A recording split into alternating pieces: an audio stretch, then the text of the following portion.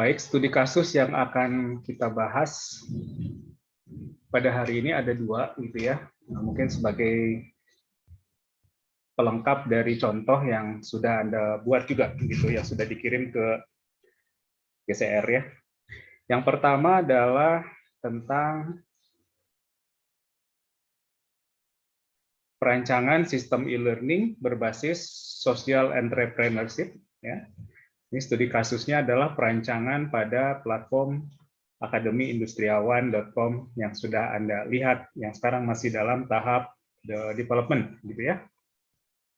Ini adalah karya dari kakak kelas Anda, Saudara Ilham, yang tadi sudah saya sampaikan, yang menjadi kader dosen dan sekarang sedang kuliah S2, gitu. Saya dengar kabar bahwa nanti dia akan coba mengembangkan ini juga nanti di tesis S2-nya, kalau disetujui oleh supervisornya atau dosen pembimbingnya. Gitu. Oke, kasusnya seperti ini yang punya Ilham ini, ya. Jadi dia bagi dalam keberantakan ininya ya, dia bagi dalam beberapa case seperti halnya tugas akhir biasa gitu ya. Jadi ada pendahuluan, landasan teori, metodologi penelitian, pengumpulan pengolahan data, analisis, serta kesimpulan dan saran seperti itu, seperti biasa. Oke. Nah, kita cek langsung ke latar belakangnya ya. Ini kira-kira seperti ini yang melatar belakangi Saudara Ilham dalam melakukan penelitiannya ya. Jadi yang pertama adalah dia melihat berkembangnya Internet of Things begitu ya. Jadi jaringan internet hampir menyentuh semua aspek kehidupan kita terutama di masa pandemik ini.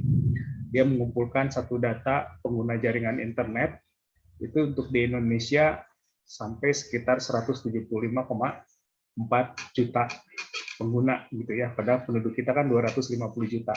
Jadi hampir lebih dari separuhnya sudah menggunakan internet gitu ya. Nah, kemudian dia melihat lebih detail lagi, lebih jauh lagi gitu ya, tentang device ownership-nya juga seperti itu ya. Jadi semakin banyak orang Indonesia yang sudah memiliki device atau peralatan-peralatan internet. Oleh karena itu, ya, terdapat peluang untuk pengembangan model bisnis baru, terutama dalam sistem pembelajaran jarak jauh atau e-learning. Nah, dari situ dia coba kembangkan satu model bisnis baru tentang e-learning ini, ya. Jadi konsepnya adalah pembelajaran jarak jauh dengan menggunakan teknologi yang tadi sudah dilihat dari data-datanya itu sangat mencengangkan. Lebih dari 50% orang Indonesia sudah menggunakan atau sudah memanfaatkan akses internet. Ya. Nah, mengapa pembelajaran elektronik atau e-learning ini?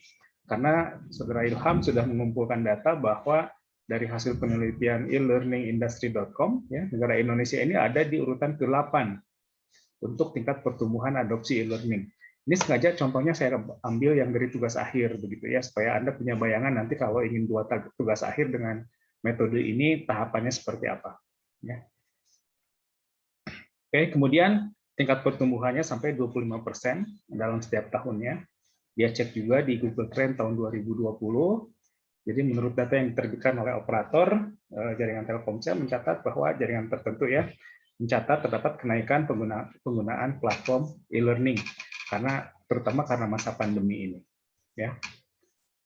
Nah, pembelajaran di masa depan itu pasti akan menggunakan media belajar yang bisa menghemat biaya, mudah diakses, ya, fleksibel. Ini kalau ngomong begini berarti kita lagi ngomongin latar belakang value proposition, ya. Kemudian lebih aktif dan mandiri, kemudian menjadi solusi pembelajaran saat pada kondisi yang tidak normal atau kondisi kritis. Nah, ini menjadi satu peluang bisnis yang baru, gitu ya, dari sudut pandang peneliti. Nah, kondisi saat ini ya ada dua, dia membagi calon customer segmennya. Tadi kan dia sudah ngomongin value proposition, sekarang dia ngomongin customer segmennya. Customer segmennya ada dua. Yang pertama adalah yang memang sudah menjadi sudah menjadi pelaku industri atau pelaku bisnis ya. Ini ada dua kelompok. ada owner, ya, ada pebisnis, owner, pemilik perusahaan, ada juga pegawai, ya, baik di level manajemen ataupun di level operator, di supervisor, foreman, sampai ke operator. Ya. Segmen yang kedua adalah para calon pelaku industri, ini yang masih sekolah atau sudah lulus tapi belum mendapat kesempatan untuk bekerja. Ya. Nah, calon pelaku industri ini ada dua, ada di sama Ilham dibagi dua. Ada yang ingin memulai bisnis sebagai owner, ada yang ingin meniti karir di perusahaan atau sebagai job seeker. Ya, ini customer segmennya. Ada yang sudah jadi pelaku industri, ada yang baru menjadi calon pelaku industri. Pelaku industri ada owner, pebisnis, ada pegawai, baik manajemen, manajerial ataupun non manajerial. Ya. Kemudian yang calon pelaku industri ada yang ingin menjadi pebisnis, menjadi owner, ada juga yang ingin berkarir di satu perusahaan tertentu, masih sebagai job seeker sekarang. Ya. Nah, hambatan yang dimiliki oleh customer segment ini, berarti kita ngomongin problem yang dihadapi oleh calon customer segment ini. Yang pertama adalah kemampuan membuat inovasi, gitu. Yang kedua, kemampuan untuk merancang suatu strategi bisnis tertentu. Ya. Yang ketiga, kurangnya kompetensi dan skill yang dibutuhkan oleh dunia industri. Ya. Nah, dari problem-problem ini, maka dirumuskanlah bahwa tidak semua terakomodasi oleh sistem pendidikan yang ada saat ini. Ya. Oleh karena itu, menurut Ilham perlu difasilitasi melalui satu platform tertentu yang disebut sebagai platform e-learning yang berbasisnya sosial entrepreneur. Ya. Nah, dari sini dibangunlah oleh Ilham ini ada yang namanya Akademi Industriawan. Nah, Akademi Industriawan ini dia menggunakan berbagai platform media sosial yang ada. Ya, misalnya untuk video menggunakan platform YouTube, ya, kemudian juga menggunakan platform Instagram, lalu menggunakan juga berbasis web, ya. Jadi ini yang dilihat oleh saudara Ilham. Jadi platformnya adalah Akademi Industriawan. Oke, dari situ bisa disimpulkan ya terbagi dua segmennya. Ya, ada yang tadi untuk para job seeker dia menggunakannya sebagai satu aspek sosial. Ya, kalau aspek sosial yang dilihat adalah benefitnya. Kemudian dari yang kedua adalah sisi bisnis. Kalau sisi bisnis yang dilihat adalah profitnya. Ya. Nah, untuk yang aspek sosial, ya dia nanti akan buatkan yang namanya pelatihan atau kursus di level dasar, level basic. Ya, ditujukannya untuk tadi para job seeker supaya punya skills, punya wawasan yang lebih luas. Ya. Nah, ini menggunakan model bisnisnya adalah freemium yang sudah kita bahas di modul 3 dan 4 kemarin ya tentang pattern. Ya. Kemudian untuk yang sisi bisnis, ya ini untuk level yang lanjutan atau advance, ya, ditujukan untuk memfasilitasi masyarakat yang sudah aktif sebagai pelaku industri, artinya mereka sudah punya daya beli, ya, dan ingin kemampuannya di-upgrade, dinaikkan. Kebayang ya?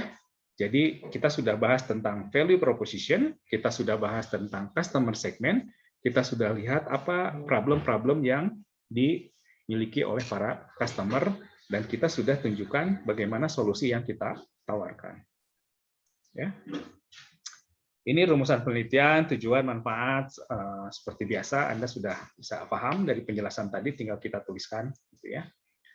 Batasan masalahnya dan seterusnya. Ini sengaja saya bahas supaya Anda tahu bagaimana runutan kalau membuat tugas akhir dengan menggunakan metode model bisnis kanvas ini. Oke, landasan teorinya yang dia pergunakan adalah ya tentu saja tentang teori tentang sistem, kemudian tentang e-learning, ya, tentang social entrepreneurship, tentang startup bisnis yang kita bahas, Internet of Things, customer development, dan e-business. Jadi kalau dilihat dari keilmuan teknik industri, gitu ya, ada 3 irisan yang besar, yaitu kewirausahaan, e-commerce, dan perancangan sistem informasi. Disinilah letak tugas akhirnya saudara Ilham. Ya, seperti itu. Metodologi penelitiannya secara garis besar ya persis dengan yang sudah kita bahas di modul 1 dan 2 ya. Jadi ada pengembangan ide, pembangkitan ide tadi yang sudah kita diskusikan. Kita sudah panjang lebar bagaimana untuk membangkitkan ide ya. Kemudian membuat model bisnis kanvasnya, model bisnisnya. Kemudian dia melihat size of the opportunity-nya, apakah memang akan bisa menjadi bisnis rintisan yang bisa dibesarkan ya. Kemudian customer discovery dan customer validation. Ya, itu yang sudah kita bahas di bab-bab sebelumnya. Oke, ini lebih detailnya, ini sudah menyangkut hal teknis, ya sudah disampaikan oleh Saudara Ilham. Nanti Anda bisa dicek di repositorinya Penjani, gitu ya, untuk tugas akhir Saudara Ilham ini. Oke, saya skip ya, silakan nanti Anda lihat. Nah, ini model bisnis kanvasnya. Ya. Jadi kalau kita lihat value proposition-nya adalah sistem informasi e-learning menggunakan 2 sistem, yaitu yang berbasis Android dan berbasis web. Ya. Kemudian flexible and easy to use, itu value proposition-nya. Kemudian terdapat materi khusus tentang teknik industri, ya, dari semester 1 sampai ke semester 8. Ya. Kemudian juga ada materi-materi kursus yang lain yang lebih aplikatif ya, yang dia sebut sebagai konsep long life learning, ya, pembelajaran sepanjang hayat. Customer segmennya tadi ada yang pelaku bisnis, ada yang baru calon pelaku bisnis. Ya, pelaku bisnis tadi owner yang sudah punya atau pebisnis, ya, bisa juga sebagai pegawai dari manajerial ataupun non manajerial. Termasuk tentu saja di dalamnya adalah para mahasiswa. Nah, ini channelingnya, ya channelingnya melalui, karena dia penelitian di jurusan kita, ya melalui industrial radio, sosial media, aplikasi Android, YouTube, gitu. Ini channelingnya. Cara untuk menyampaikan value proposition ke pelanggan, ya. Nah, ini kemudian untuk di customer relationship-nya ada fitur chat dengan konsumen, ya, untuk konsultasi. Kemudian ada notification class, ya, lalu ada informasi akademik. Kemudian untuk revenue stream-nya, blok nomor 5, ya, ini bisa diambil dari dana riset lembaga, karena ini adalah penelitian di prodi kita, gitu ya. Kemudian juga sesudah nanti menjadi prototype, sesudah kita cobaan, gitu, kita coba tawarkan ke investor yang mungkin ingin mengembangkan lebih jauh, ya. Kemudian juga dari biaya SPP atau biaya tiketing tadi untuk yang segmen bisnis tadi. Oke, key resources-nya adalah ini berbasis Android, aplikasi-aplikasi Android, kemudian programmer dan server. Ya. Aktivitas kuncinya ada video conference, ada online learning, dan ada resource sharing. Ya. Key partnership-nya, kebetulan karena ini tugas akhir, jadi partnership-nya adalah lembaga tempat kita belajar. Ya. Nah, struktur cost di sini adalah ada upah programmer, ya, biaya perawatan aplikasi dan server, serta biaya desain aplikasi. Ini salah satu contoh dari perancangan model bisnis untuk bisnis platform e-learning, ya, Akademi Industriawan. Oke, nah ini contoh-contoh ini yang berbasis Android-nya ini jadi seperti ini, ya. Mudah-mudahan dalam waktu yang tidak lama akan bisa segera di launching, gitu ya, sehingga yang tidak berkesempatan untuk kuliah masih tetap bisa menikmati pembelajaran teknik industri melalui platform ini, ya, dari semester 1 sampai semester 8. Oke, itu studi kasus yang pertama. Studi kasus yang kedua ini juga tugas akhir, tetapi di universitas yang lain, gitu ya. Saya dapatkan pada saat mengikuti pelatihan tentang technopreneurship, ya. Ini adalah tentang pindang modern, ya. Ini saya sekilas saja sebagai wawasan aja buat kita semua, gitu ya. Ini kondisi produk perpindangan sebelum atau yang ada di pasaran itu sekarang seperti ini. Ya. Jadi kalau kita lihat mungkin dari aspek higienitas, dari aspek kualitas, dari aspek kemasan, gitu ya, masih perlu di-upgrade, perlu ditingkatkan. Ya. Kemudian segmen pasarnya itu tidak mampu mencapai pasar kelas menengah ke atas. Ini kondisi yang ada sekarang hasil observasi atau kondisi saat penelitian dilakukan. Nah, ini contoh pabriknya seperti ini, perusahaannya seperti ini, gitu. Jadi banyak yang harus kita benahi kalau kita lihat dari aspek teknik industri. Ya. Oke, ini juga mekanisme bekerjanya di stasiun kerjanya, gitu. Ya, perlu kita upgrade, ya, upgrade baik dari segi proses ataupun dari segi produk ataupun dari segi distribusi. Ya, di-upgrade katanya dari penelitian seperti itu, dan dapatlah diperolehlah model bisnis yang seperti ini. Jadi value proposition-nya kalau kita lihat ya, value proposition-nya adalah pindang yang higienis, tidak mengandung pengawet kimiawi, ya, kemudian dikemas dengan kemasan vakum agar memiliki daya simpan yang lama.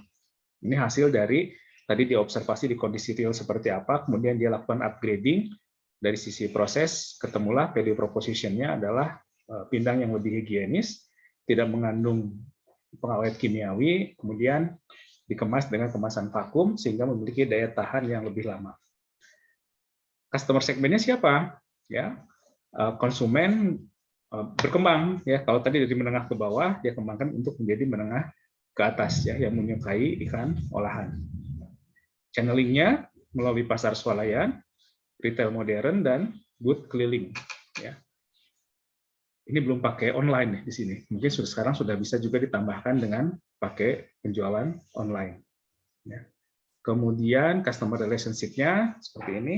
Ya. Bisa Anda lihat bagaimana cara menjaga konsumennya. Kemudian tentu saja di bawahnya ada customer revenue stream. Ada revenue stream. Ya. Mungkin dari margin dapat revenue stream-nya. Ya. Jadi harga jual dikurangi dengan cost. Dan seperti yang saya sampaikan, kita harus cari revenue stream selain dari situ. Ya, dicari yang lain. Key resources-nya adalah bahan baku, fasilitas produksi, tenaga kerja. Ya. Mungkin kalau diperlukan ada advisor, ya mungkin ada advisor, konsultan. Key aktivitasnya adalah proses dari mulai proses bisnis, dari mulai pembelian material, ya, produksi sampai ke pengiriman. Yaitu key activities-nya. Ya, key partnership-nya mungkin para supplier, para vendor, ya, termasuk tentu saja vendor ikannya, vendor bumbu rempah dan sebagainya, vendor kemasan dan sebagainya. Ya, ini seperti ini didapat model bisnis yang kedua. Ya, untuk yang produk pindang, produk pangan. Nah, ini ujungnya seperti ini. Jadi ada perbandingan kalau tadi yang tadi itu ya tidak tertutup, masih terbuka. Nah, di-upgrade di sini menjadi kemasan vakum supaya umurnya bisa lebih panjang. Nah, kalau Anda main-main ke supermarket, Anda bisa jumpai yang seperti ini, baik yang merek ini ataupun yang merek yang lain. Sekarang sudah banyak. Kalau semakin banyak merek, artinya memang di situ pasarnya ada, kan seperti itu. Ya. Itu mungkin contoh kasus untuk melengkapi tugas yang sudah Anda kerjakan, gitu ya. Mudah-mudahan cocok semua tugasnya. Nanti akan coba saya cek lagi, periksa lagi, gitu. Baik, kita lanjut nanti dengan sesi diskusi. Terima kasih. Assalamualaikum warahmatullahi wabarakatuh.